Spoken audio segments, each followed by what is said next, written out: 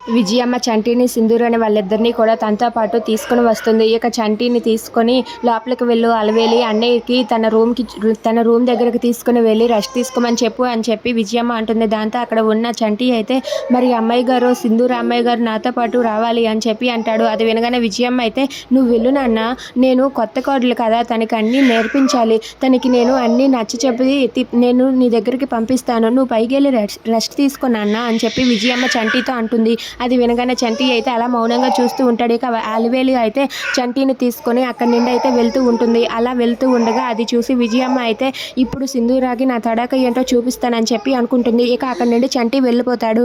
ఇంతలో అక్కడ ఉన్న చంచలమ్మ అయితే కేశవతో ఇలా అంటూ ఉంటుంది.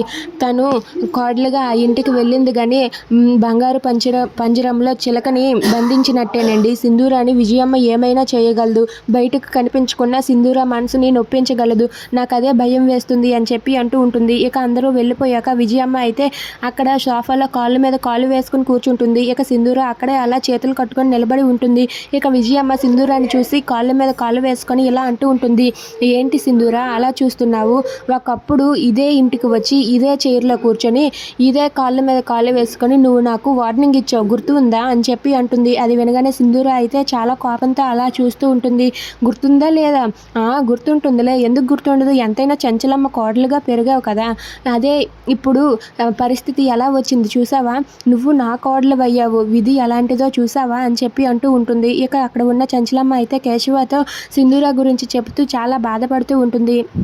ఇక అక్కడ ఉన్న విజయమ్మ మాత్రం కాళ్ళు మీద కాళ్ళు వేసుకొని సింధూరాని అనరాని మాటలన్నీ అంటూ ఉంటుంది.